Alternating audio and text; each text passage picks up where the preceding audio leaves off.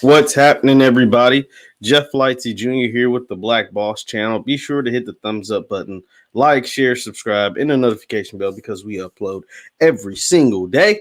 Now, I'm here today to talk about Dak Prescott because, yes, Dak Prescott got the best deal in NFL history. Dak Prescott just pulled off something that a lot of people didn't think he'd be able to pull off. Dak Prescott getting paid on average $40 million a year.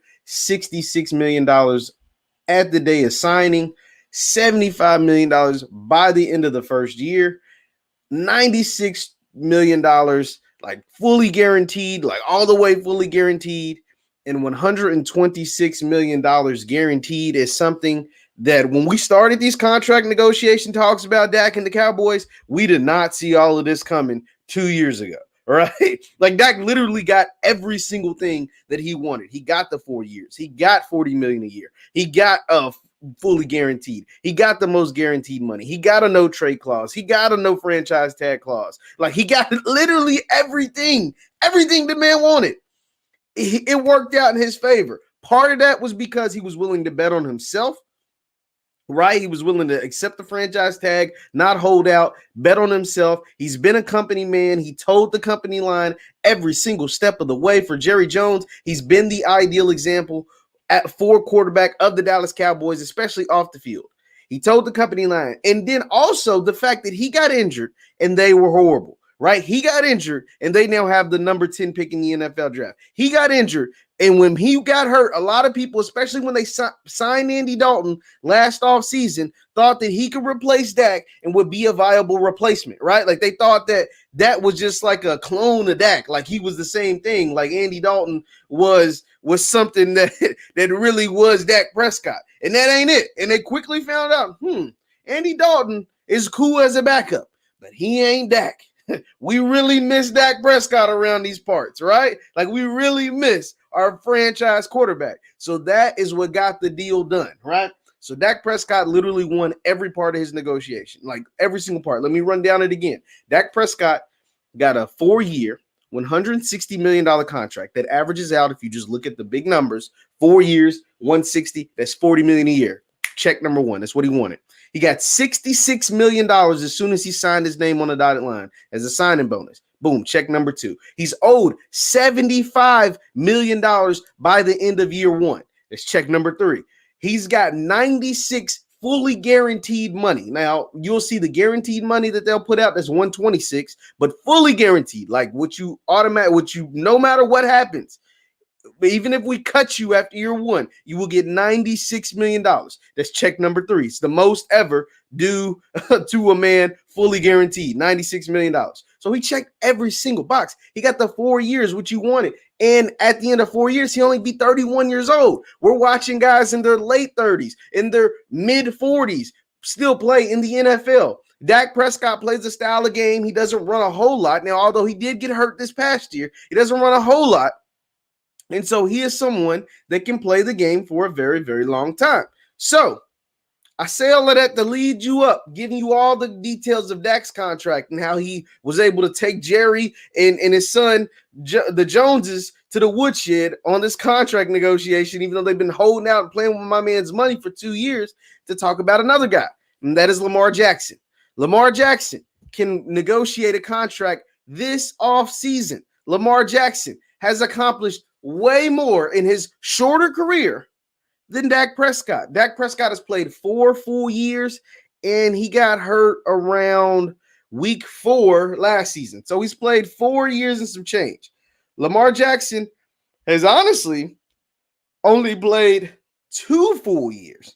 For his rookie year, he came in the last 8 games or whatever, got him into the playoffs. But he's only played 2 full seasons as the starting quarterback of the Baltimore Ravens. And all he's done is win an MVP the first year, unanimous MVP of the NFL. And then the second year, he won a playoff game, right?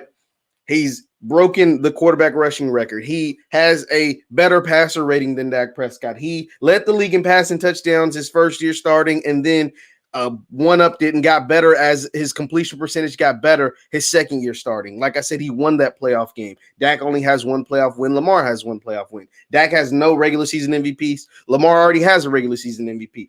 Lamar's team led the league in wins his first year. It was a number 1 seed. Dak hasn't been a 1 seed in his conference since his rookie year, right? So Lamar Jackson literally has better numbers in 3 years, really only 2 years full-time starting, than Dak had in 3 years full-time starting, right? Right? Like, so Lamar now is looking at Dak's deal at $40 million a year, at 66 at the end of the first year, or 75 at the end of the first year, 96 fully guaranteed. All of these numbers, Lamar's looking at all of Dak's numbers, and his eyes got to be this big. Like, oh my God. Like, what? The Ravens will literally have to write Lamar Jackson a blank check. The man has literally done everything times 2 that Dak Prescott has done for the Dallas Cowboys. There was 2 winners of that. There was 3 winners of Dak Prescott's deal. It was Dak and his team, so his agent, his brother, they were the real winners because he's the one that won the contract. And then the other 2 winners, because I said it was 3, so Dak and his team, that's 1 winner. That's 1 group of winners. But the other 2 winners were Lamar Jackson and Josh Allen of the Buffalo Bills, because both Lamar and Josh Allen have accomplished more than Dak. Josh Allen just took his team to the AFC Championship game. He literally just took his team to the AFC Championship game. Josh Allen wasn't very good his first 2 years in the league, but his 3rd year he popped off. They got him a number 1 receiver, which Baltimore still has to do for Lamar, but that is neither here nor there. But they got him a number 1 receiver. That receiver went from being a number 2 receiver in Minnesota to being the number 1 receiver in the league. Leads the league in catches and yards. Stephon Diggs. Josh Allen goes from being a okay quarterback to being a top 3 MVP candidate. Happens when you get your team weapons and when you have a pretty good team. Josh Allen gets his team to the AFC Championship game. Josh Allen has his team a few plays away from being in the Super Bowl. So when Josh Allen sees Dak Prescott's deal, his eyes get this big. When Lamar Jackson, who's won a regular season MVP, who's won a playoff game, who has a better QB rating, completion percentage, more yards, more touchdowns, all of this stuff than Dak Prescott over his first 3 years, sees Dak's deal, his eyes get this big. They are true winners of the Dak deal, because what Dak does, a lot of people thought that Dak was going to just be, even keeled. Dak was just going to middle with the market. No, Dak reset the market. Patrick Mahomes got his $45 million deal. That is different. The reason why Dak's contract is better than Mahomes' contract, Mahomes is 10 years, so he's locked in. You have a sense of security, and you see this big number, $500 million, $45 million a year, but it's very team-friendly. It's very like they can negotiate, they can rework it, and it's not a lot of guaranteed money. There's not a lot of money up front. Dak's is a whole lot of money up front, and he's only 4 years, so he can redo this thing all over again in 4 years when he's only 31 years old. So Dak's deal is killing Patrick Mahomes' deal, to be truthful, right? Patrick Mahomes has this big old number, but that's just like pixie dust. It's like, it ain't really there. It's an illusion. Dak stuff's all up front, $75 million by the end of year 1. So yes, Dak's, and there's a no trade clause, and there's a no franchise tag clause. And he's owed $96 million fully guaranteed. So even if you cut him after year 1, you owe him $96 million. Yeah, that's why Dak's deal's better.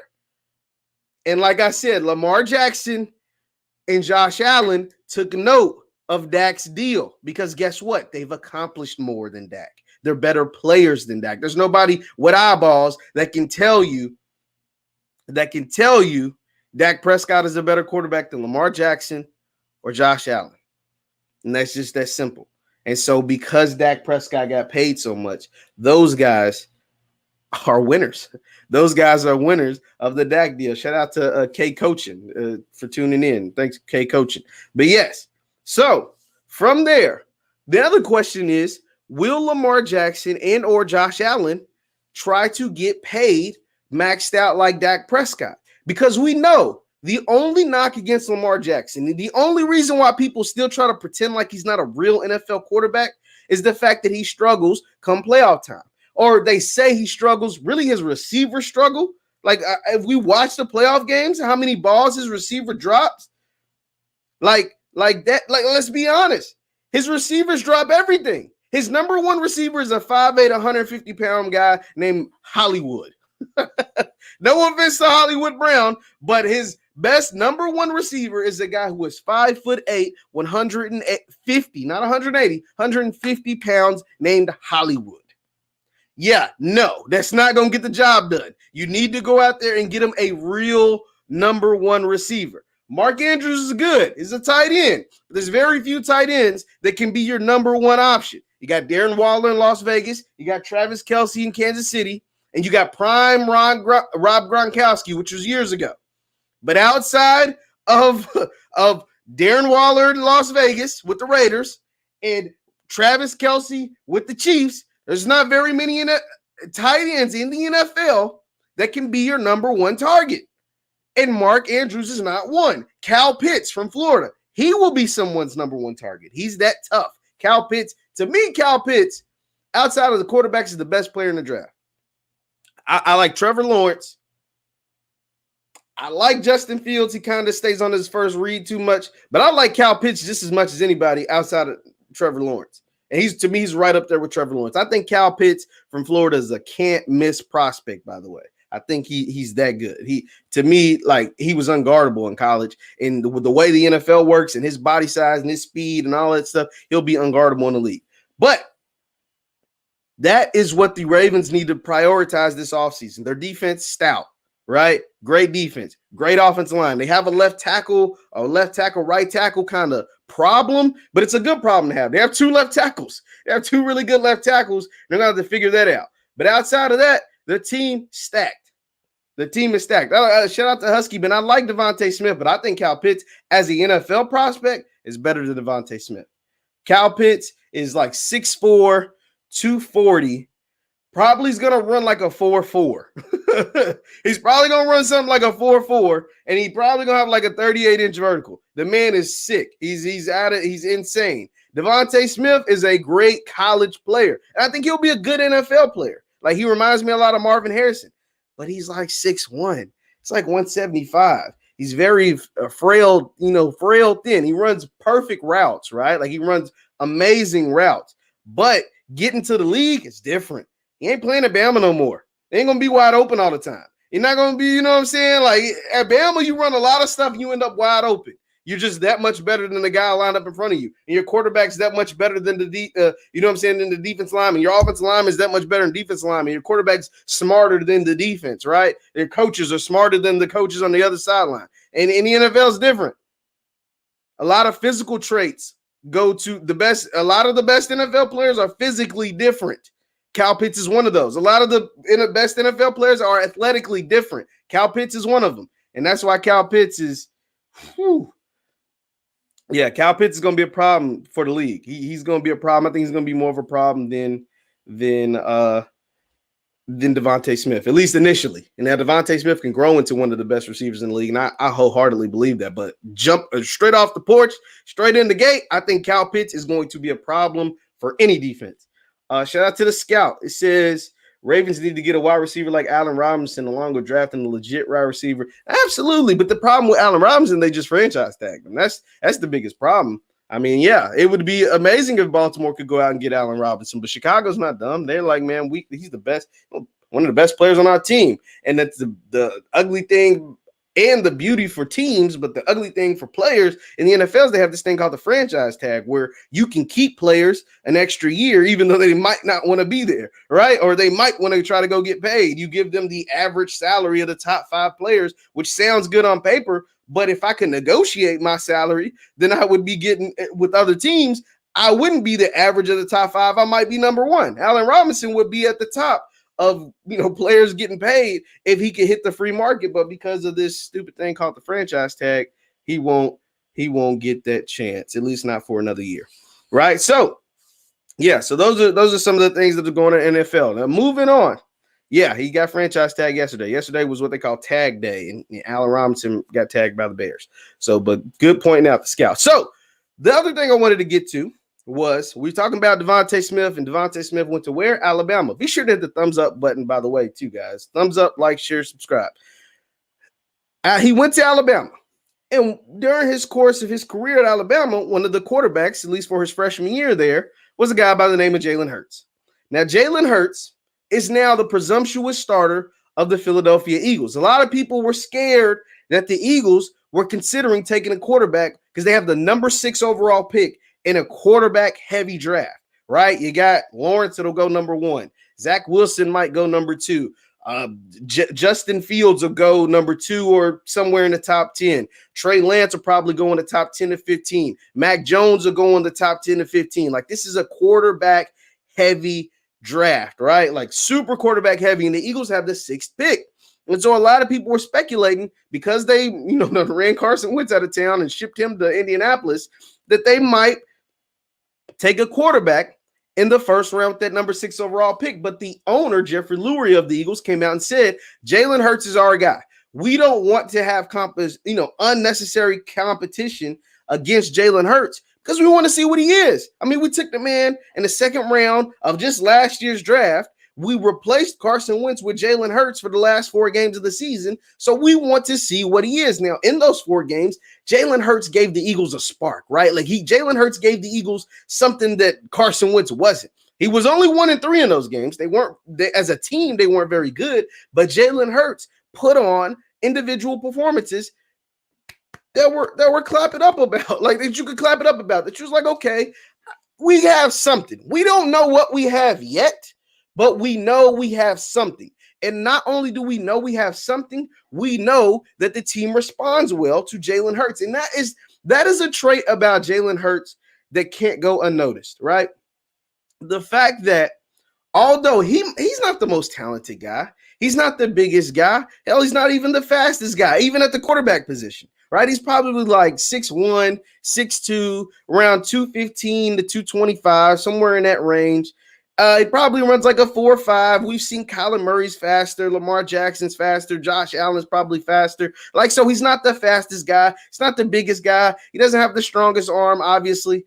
But the guy is a competitor. And the guy is a leader. Like, he is someone. Jalen Hurts is a player that I take on my team every day of the week and twice on Sundays. Why? Because he is going to give your team hope that they can go in and win the game. Think about this. Jalen Hurts, as a true freshman, came to Alabama and became the starting quarterback. Yes, we know Alabama doesn't have the greatest lineage of starting quarterbacks, but it's still Bama. Like, if you are a freshman coming in and becoming the starter at any position at Alabama, the most competitive school in football in the country, the best school in the country of football, the most competitive school in the country at football, no matter what the position, you come in and you take the starting spot, that is impressive. Okay, you're not the best quarterback. They replace you at halftime of the championship game. You just went to a championship the year before, and they replace you at halftime of the championship game. You don't cry about it. You don't pout. You congratulate your teammate for winning y'all the game. You stick around the next year. Tua gets hurt. You come in relief duty, win the SEC championship. Win the SEC championship in relief duty. You guys lose the championship game. You finally transfer out after you graduate. So you graduated at Bama, transferred to Oklahoma, win the starting job at Oklahoma over a talented 5-star true freshman and Spencer Rattler, who I think will probably be the number 1 overall pick when he comes out after this season, after the 21 season. You win the starting job at Oklahoma. You're a Heisman finalist. You get thrashed by, ironically, Bama in the playoff. But, hey, it is what it is. You lose to Bama in the playoff. You go to the draft. Everybody's telling you how you're not a quarterback. Everybody's doing this. Everybody's doing that.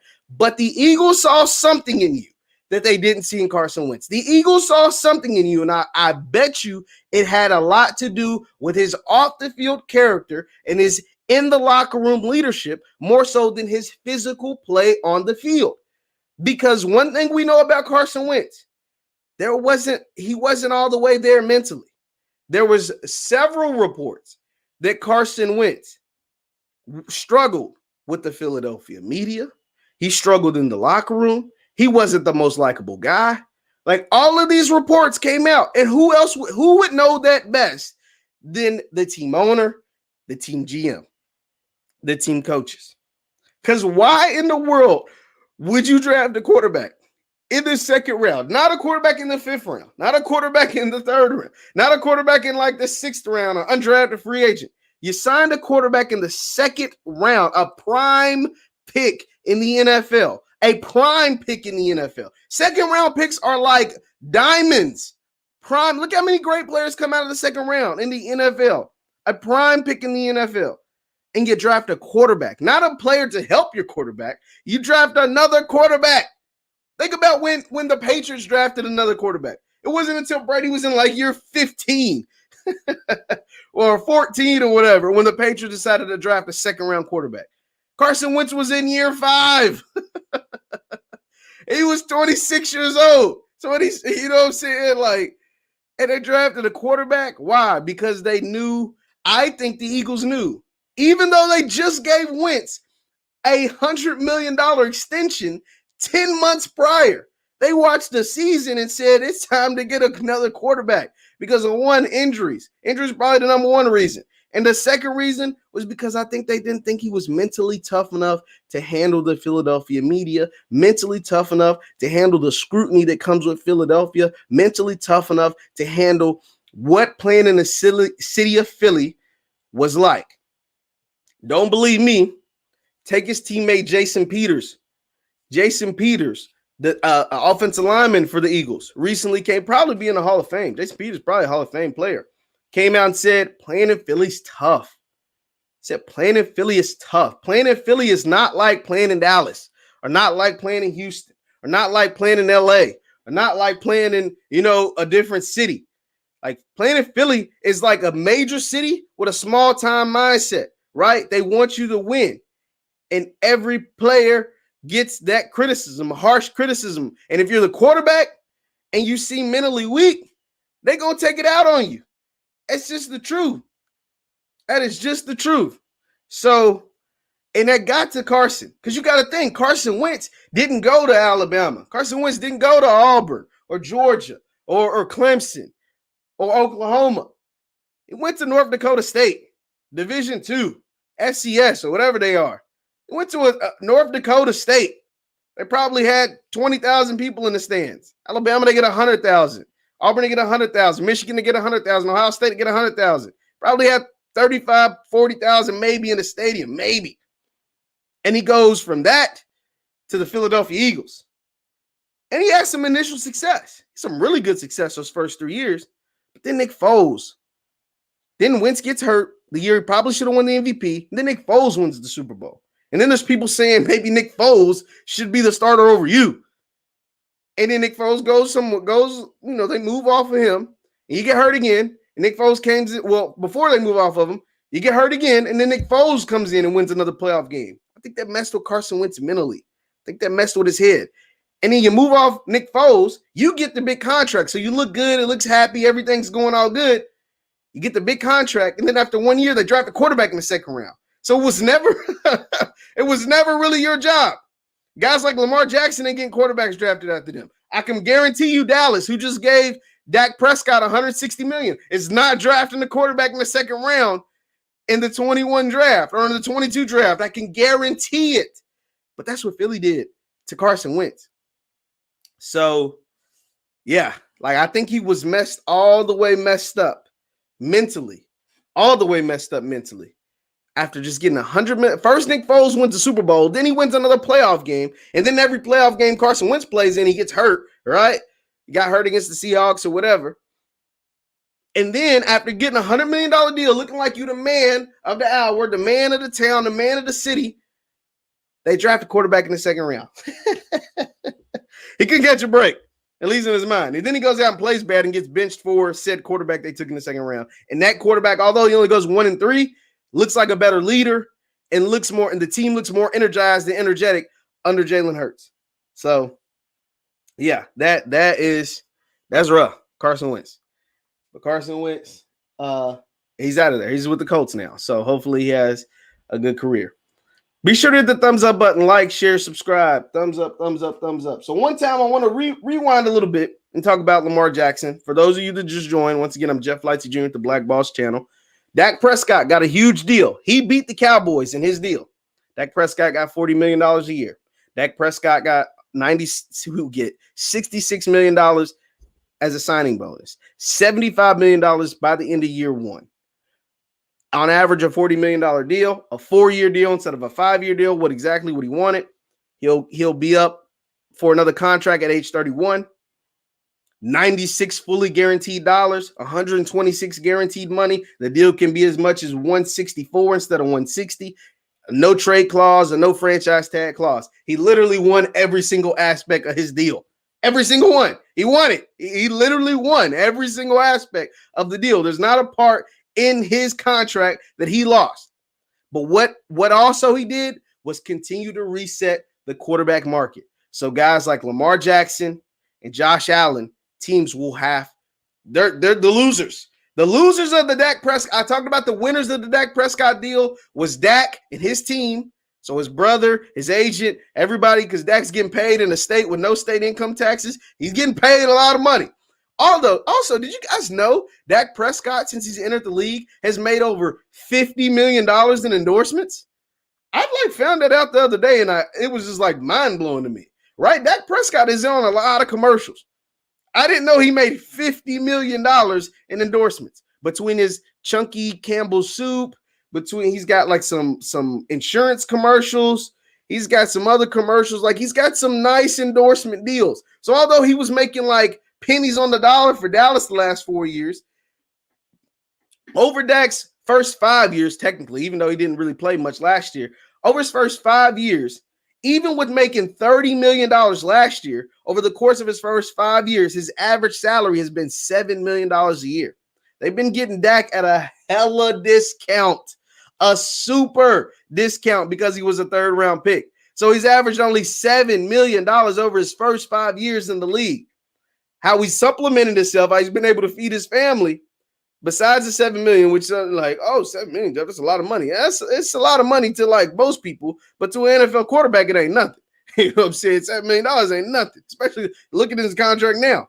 But how he's been able to feed his family, not just from that $7 million, he's made over $50 million in endorsements. I guess that's the perks of being the Dallas Cowboys quarterback.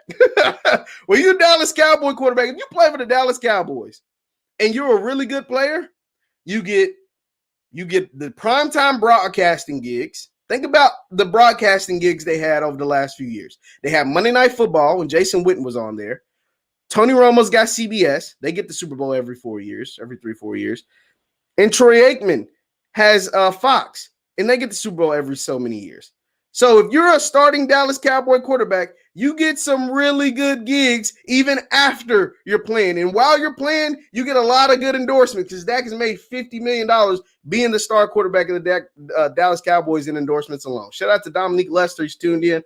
And that's what being and you're absolutely right. That's what being the starter for the team with the star on their helmet, the most valuable franchise in all the sports, not just in pro football, but all the sports. Dallas Cowboys are worth the most money than any of your favorite football teams across the sea, any of your favorite football, as in soccer.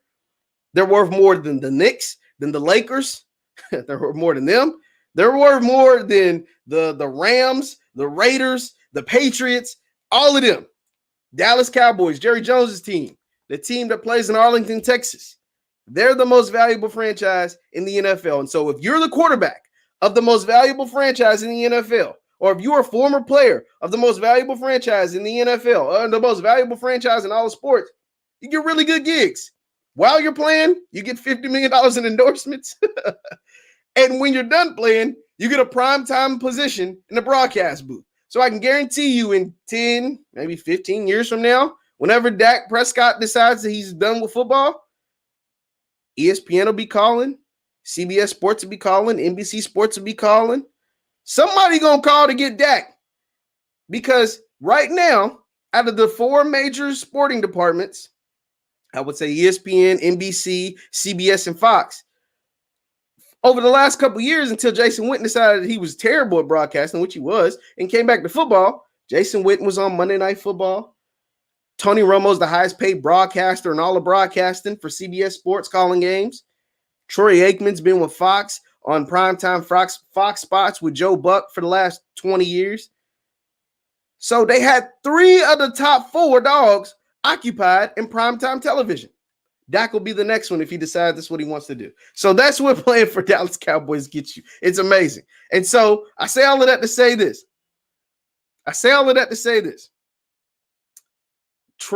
what Dak Prescott's deal just did, it got Lamar Jackson and Josh Allen paid. Oh, and don't forget, Michael Irvin. Michael Irvin is with the NFL Network. He's not in prime time like those guys. Like those guys are on every Sunday. Tony Romo, Troy Aikman, and then Jason Witten used to be on every Monday night with Monday Night Football. But Michael Irvin's in the NFL Network. Deion Sanders for years was with the NFL Network. Yeah, I mean, these guys are really great players, too. Don't get me wrong. Like, these guys are Hall of Famers. Troy Aikman's in the Hall of Fame.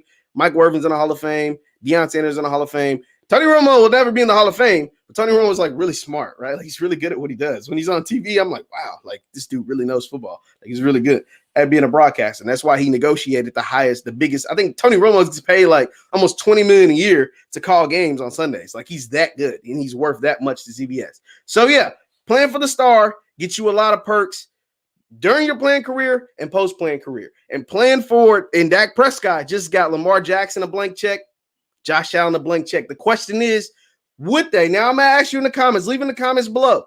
If you were Lamar Jackson and Josh Allen, and knowing that a guy like Stephon Diggs came to your team and changed the outlook of your team, changed the outlook of your offense, changed the outlook of your game, going out and getting great receivers and great players on your team, would you max out the amount of money that you could get?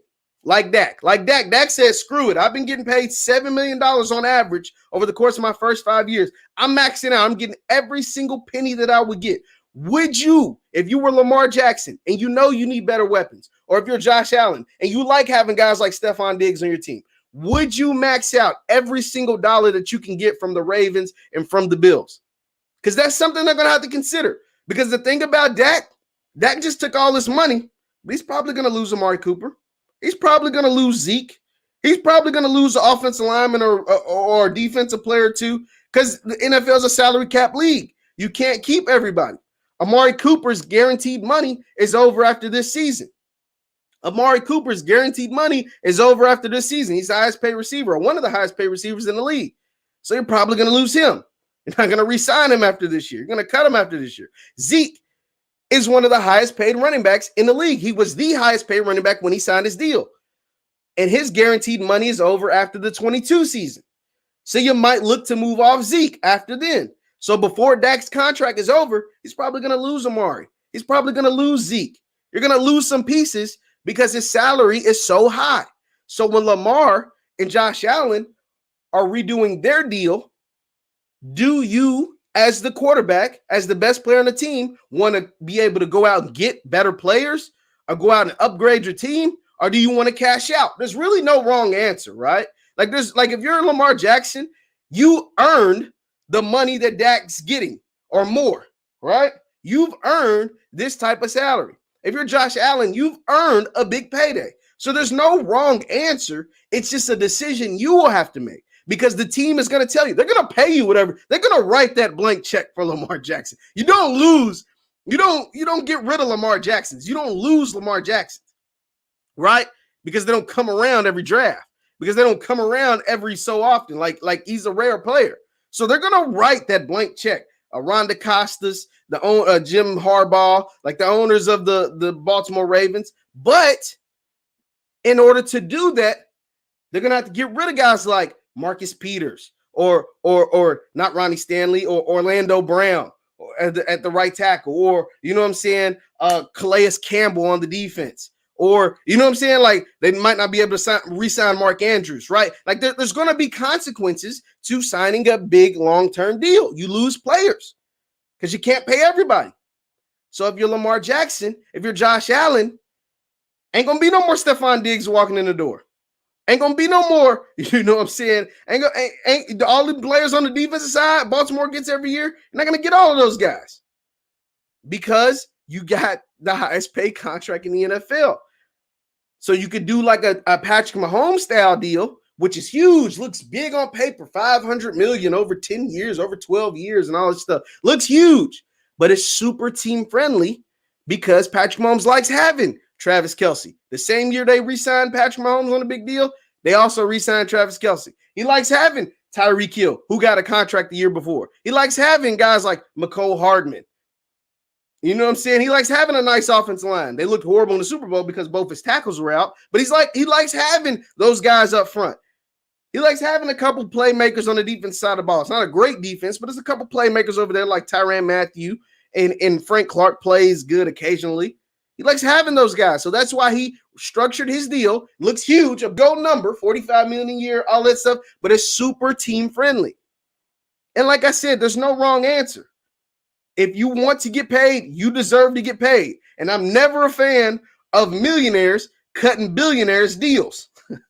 You're never going to hear me getting mad at a player for taking the maximum amount of money that he can negotiate. I'm never going to get mad at a player, ever. They a lot of people in the media like to call him selfish or silly or whatever for getting the maximum amount of money. No, you're never going to hear me say that. Take all the money that you can get. But if you want to cut the team a deal for the betterment of the team to try to go out and win Super Bowls, then I don't blame you. That's what Brady did for years. It worked in New England, and they won 6 Super Bowls because of it. That's what Brady's doing now in Tampa. It worked this past year, and that's why they just won a Super Bowl, because they were able to go out and sign Rob Gronkowski, who caught a touchdown in the Super Bowl. They were able to go out and sign Antonio Brown, who caught a touchdown in the Super Bowl. They're able to re-sign Levante David, who was one of the best, most underrated linebackers in the league. They're going to try to re-sign Shaq Barrett, who raised hell, especially during the playoffs, for Patrick Mahomes in the Super Bowl. But that's what happens when you take team-friendly deals, or you can get paid and let the team figure out the salary cap and how to fill the rest of the spots on the roster. There's not a wrong answer. There's not a wrong answer at all. So that's the decision Lamar Jackson and Josh Allen are going to have to make in the very, very near future. The NFL, man, it's great, man, because you get to watch these quarterbacks and you get to watch these players and the contract negotiations and what happens next. Shout out to K Coaching. K Coaching, Lamar should get paid. I believe Lamar should get paid too.